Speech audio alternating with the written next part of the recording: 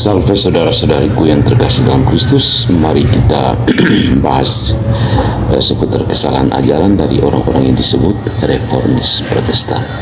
Ya, vamonos. Kesalahan ajaran dari orang-orang yang dikenal sebagai reformis Protestan. Apa saja ajaran mereka yang menyimpang dari ajaran gereja Katolik? Ya. Yang pertama, mari kita lihat Jan Hus, dia yang dikenal sebagai proto-protestan, ya. Jan Hus atau juga dikenal sebagai John Hus adalah seorang filsuf agama dan teolog Ceko yang hidup pada akhir abad ke-14 dan awal abad ke-15. Dia lahir di Husinec, Bohemia, yang merupakan bagian dari Republik Ceko sekitar tahun 1369 Masehi, dan dia meninggal pada tanggal 6 Juli 1415 di Konstanz, Jerman. Hus ini adalah pendahulu Luther dan kesalahannya sangat mempengaruhi iman. Dia percaya bahwa gereja telah menjadi rusak dan bahwa ajarannya telah menyimpang dari pesan Yesus Kristus yang sejati. Dia akhirnya diekskomunikasikan oleh gereja pada tahun 1411. Kendati demikian, dia terus berkhotbah dan mendapatkan banyak pengikut di Bohemia. Pada tahun 1414, dia diundang ke Konsili Konstanz untuk membela pandangannya, tetapi dia ditangkap dan diadili karena heresi. Dia dinyatakan bersalah dan dibakar di tiang pada tanggal 6 Juli 1415. Ya. Gagasan Hus ini memiliki pengaruh yang signifikan pada reformasi Protestan abad ke-16, terutama dalam penekanannya pada otoritas Alkitab dan imamat semua orang percaya, priesthood of all believers. Hus ini dianggap sebagai pahlawan nasional di Republik Ceko, Czech Republic, di mana ide-idenya masih dirayakan sampai saat ini. Meskipun Republik Ceko dikenal sebagai salah satu negara paling ateis di dunia.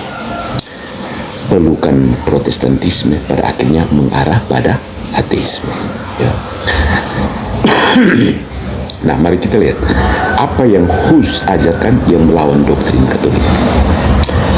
Konsili Konstanz itu mengutuk 30 ajaran palsu Jan Hus sebagai heresi. Ya, beberapa dari ajarannya itu, ya, kita lihat 10 dari ajaran palsu Jan Hus itu sebagai berikut. Yang pertama, hanya ada satu gereja universal yang kudus, yang merupakan jumlah total dari mereka yang telah ditakdirkan untuk keselamatan. Oleh karena itu, gereja kudus universal hanya satu, sejauh hanya ada satu jumlah dari semua orang yang ditakdirkan untuk keselamatan. Ya. Yang kedua, Paulus tidak pernah menjadi anggota iblis, meskipun dia melakukan tindakan tertentu yang mirip dengan tindakan musuh-musuh gereja. Yang ketiga, mereka yang sebelumnya dikenal sebagai terkutuk bukanlah bagian dari gereja, karena tidak ada bagian dari gereja yang akhirnya dapat jatuh darinya, karena kasih yang ditakdirkan yang mengikat gereja bersama-sama tidak gagal. Yang keempat, dua kodrat keilahian dan kemanusiaan adalah satu dalam Kristus, adalah satu Kristus. Yang kelima, seseorang yang diketahui sebelumnya akan kutukan tidak pernah menjadi bagian dari gereja kudus, bahkan jika dia berada dalam keadaan kasih karunia menurut keadilan saat ini. Seseorang yang ditakdirkan untuk keselamatan selalu tetap menjadi anggota gereja, meskipun dia mungkin jatuh untuk sementara waktu dari kasih karunia yang tidak disengaja, karena dia memelihara kasih karunia takdir predestinasi. Ya. Berikutnya, mari kita lihat kesalahan Luther, ya. Salah satu tokoh kunci dalam reformasi Protestan adalah Martin Luther, seorang biarawan Katolik yang tersesat oleh pengkhianatan pribadi, menetapkan dirinya menentang iman yang dipegang selama 1500 tahun. Martin Luther ini memutuskan bahwa semua orang Kristen sebelum dia sudah melakukan kesalahan. Apakah mungkin untuk percaya bahwa Yesus mendirikan gereja untuk menyesatkan dunia dan kemudian setelah 1500 tahun menyetujui lebih dari 500 denominasi gereja yang bertentangan dengan denominasi gereja yang bertentangan yang didirikan oleh manusia.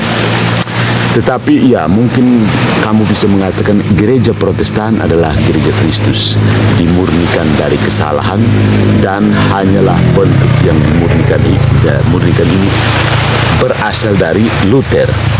Tetapi bahwa Anda harus memilih antara Luther dan Yesus Kristus. Yesus berkata, gerejanya tidak akan pernah mengajarkan kesalahan. Yohanes bab 14 ayat 26. Luther mengatakan itu memang mengajarkan kesalahan. Gereja itu mengajarkan kesalahan. Jika Luther benar, Kristus salah.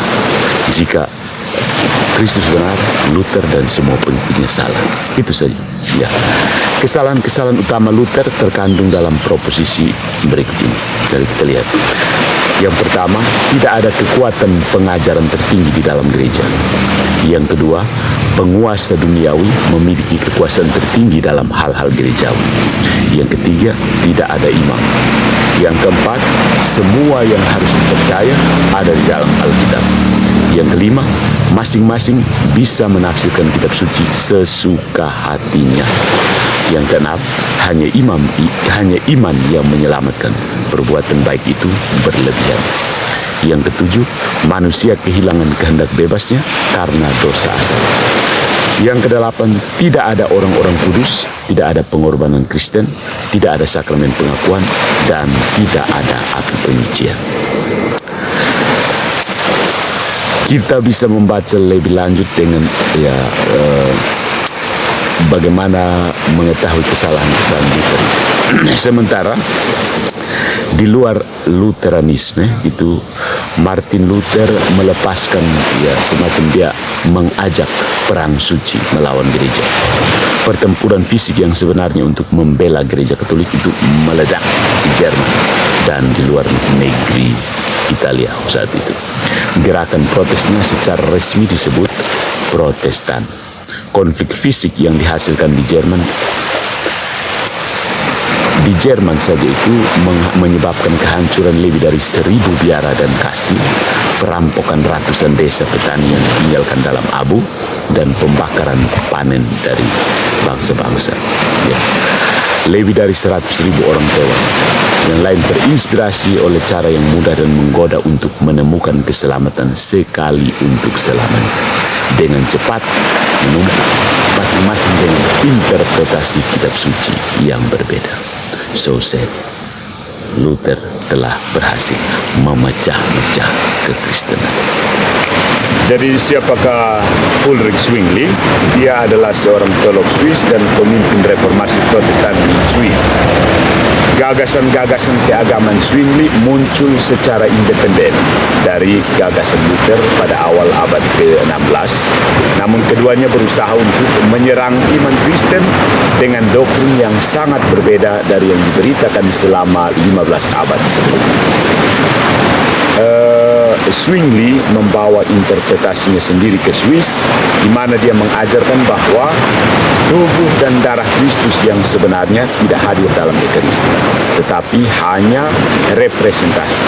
Ya. Dan penafsirannya terhadap kitab suci menyebabkan kekhawatiran lebih lanjut antara tidak hanya gereja Katolik dan para pengikutnya, tetapi juga antara Zwinglians dan penganut Luther. Ya. John Calvin mengajarkan bahwa hanya orang-orang tertentu yang ditakdirkan untuk diselamatkan. Tidak ada pekerjaan yang tidak ditentukan sebelumnya. Semua karya yang sudah ditakdirkan sebelumnya yang bisa mengubah pikiran Tuhan. Mereka yang tidak ditakdirkan akan masuk ke dalam neraka. Dan ketika Protestantisme menyebar, begitu juga berbagai interpretasi Alkitab yang berbeda. Apa yang diajarkan Zwingli terhadap dan berseberangan dengan doktrin gereja Katolik. Alkitab sebagai satu-satunya otoritas. Zwingli menekankan otoritas Alkitab sebagai satu-satunya sumber kebenaran agama dalam penolakan otoritas lainnya. Mereka yang akrab dengan kesalahan-kesalahan sola scriptura bisa dengan mudah menyangkal hal ini, karena Seluruh sejarah gereja menunjukkan bahwa otoritas tidak pernah ditemukan secara langsung dalam kitab suci. Bahkan Alkitab sendiri mengatakan, karena itu, saudara-saudara, berdirilah teguh dan berpegang teguh pada tradisi yang diajarkan kepadamu, baik melalui pernyataan lisan maupun melalui tulisan-tulisan. Ya kan? Kemudian ada penolakan tradisi gereja. Ya. Zwingli menantang penghormatan terhadap orang-orang kudus, selibat para imam, dan penggunaan gambar dan religi. Ya. Semua gagasan ini bisa dikutuk, diekskomunikasi melalui studi sejarah otoritas Alkitab, ya, yang nampak ironis, ya, dan ajaran para rasul serta penerus mereka. Kemudian ada penolakan kehadiran sejati Tuhan kita di dalam Ekaristi. Para reformis dengan suara bulat itu menolak transubstansiasi dan sifat pengorbanan dari Ekaristi. Dan mereka berdebat tanpa henti tentang kehadiran sejati, the real presence. Zwingli menyangkal kehadiran apapun dan menyebut sakramen itu sebagai peringatan atau simbol. Sementara Calvin menerima kehadiran kekuatan atau kehadiran rohani. Luther percaya pada kehadiran sejati, tetapi tidak pada transubstansiasi, tetapi doktrin palsu yang terpisah yang disebut konsubstansiasi.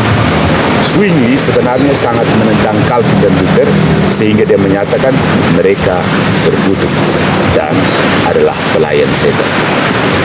Luther akhirnya ingin menghapus doktrin dan dalam kata-katanya memberikan pukulan besar di wajah kepausan, tetapi dia menyatakan bahwa kitab suci terlalu jelas tentang kehadiran Kristus yang sejati untuk dipakai menghapus doktrin tersebut. Terlalu jelas untuk dihapus. Yang kemudian ada penolakan terhadap manfaat tobat dari kesalahan, tobat pengampunan. Zwingli mengarahkan beberapa serangan terhadap pahala perbuatan baik, termasuk puasa dan pantang, melalui The Affair of Sausage yang terkenal pada tahun 1522. Yang pernah saya ceritakannya. Dia dengan berani mengklaim bahwa karena sola scriptura adalah satu-satunya otoritas, sosis harus dimakan di depan umum pada Prapaskah dengan menantang. Ya, aku terbuat dengan perbuatan menantang, kita makan sosis waktu Prapaskah. Ya, good job sini. Kita lihat lagi yang berikut tentang John Calvin. Selanjutnya kita lihat tentang John Calvin. Ya. John Calvin ini lahir di Noyon, Prancis. Pada awalnya belajar hukum, tetapi minatnya segera beralih ke teologi setelah dia mengetahui agama baru dari Martin Luther. Pada awal 1530-an, Calvin melarikan diri dari Prancis ke Basel, Swiss, di mana dia mulai mengembangkan ide-ide teologisnya dan menulis Institut Agama Kristen, The Institute of Christian Religion, yang dipenuhi dengan kesalahan predestinasi, sola scriptura, dan lain-lain, yang menjadi dasar sekte Protestan Reform. Ya. Itulah basis dari C. Pada tahun 1536, Calvin diundang ke Jenewa, Swiss, di mana dia menjadi tokoh terkemuka dalam reformasi kota. Ya. Dia berusaha untuk menerapkan ide-idenya tentang pemerintahan gereja dan disiplin moral yang menyebabkan konflik. Ya. Setelah awalnya diusir dari Jenewa, dia kemudian diundang kembali dan selama waktunya di sana, dia membantu mendirikan pemerintahan teokratis yang menekankan hubungan yang kuat antara Protestantisme dan negara. Syukurlah Tuhan membangkitkan Santo Fransiskus dari Sales untuk memerangi Calvinisme yang dengan rahmat Tuhan mengubah 72.000 bidat kembali ke iman Katolik. Ajaran Calvin menyebar di seluruh Eropa dan pengaruhnya meluas ke berbagai gerakan reformasi di berbagai negara seperti Belanda, Skotlandia, Inggris, dan sebagian Jerman. Ide-ide teologisnya yang dikenal sebagai Calvinisme menjadi kekuatan utama untuk membentuk Presbyterianisme, Kongregasionalisme, dan Baptis Reform.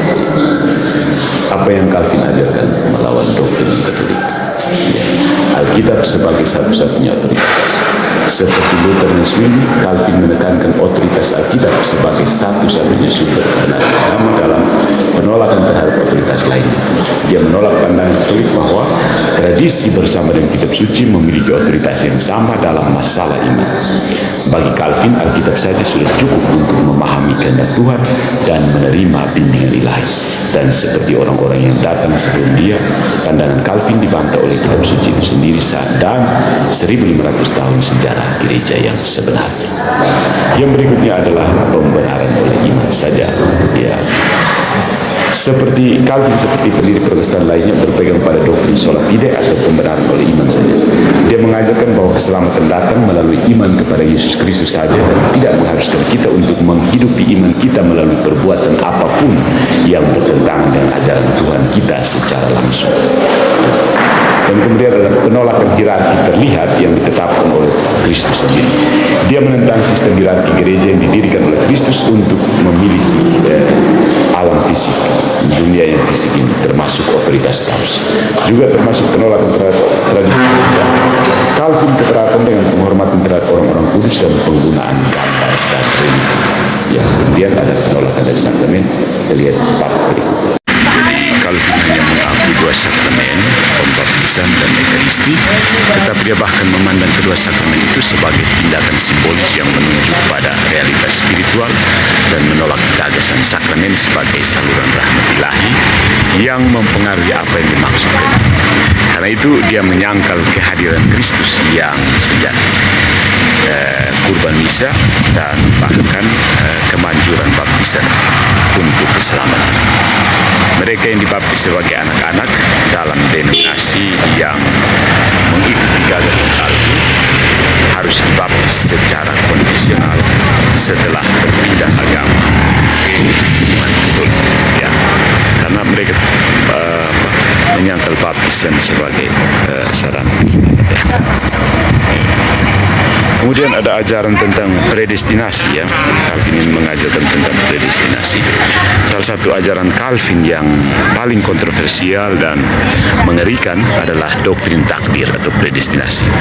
Dia percaya pada konsep predestinasi ganda yang menegaskan bahwa Tuhan mentakdirkan beberapa individu untuk diselamatkan, umat pilihan, dan yang lain untuk dikutuk, ya, dimasukkan ke dalam neraka. Karena itu dia menolak kehendak bebas, karena seseorang ditakdirkan ke surga atau neraka tidak dapat mengubah nasib mereka.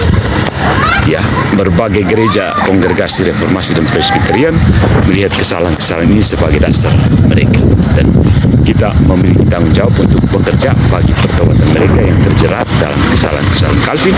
Dan untuk itu, marilah kita memohon perlindungan dari Santo Fidelis dari Sigmaringen yang menjadi martir oleh kaum Calvinis karena pembelaannya terhadap iman. Saudara, itu tidak ada keseragaman dalam Protestantisme. Begitu Luther menyatakan bahwa Alkitab terbuka untuk interpretasi individu, jejak teologis menjadi bersilangan dengan teori Alkitab dan kecaman keras.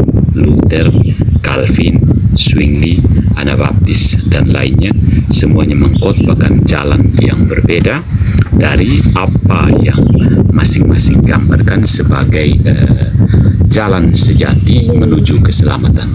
Dan mereka semua berkonflik satu sama lain. Sama seperti 1 tambah 1 harus sama dengan 2. Tidak mungkin semua kelompok Protestan bertentangan dan beragam. Semuanya benar, tidak mungkin. Kebenaran sebenarnya hanya ditemukan di dalam gereja Katolik. Good job, Protestantisme.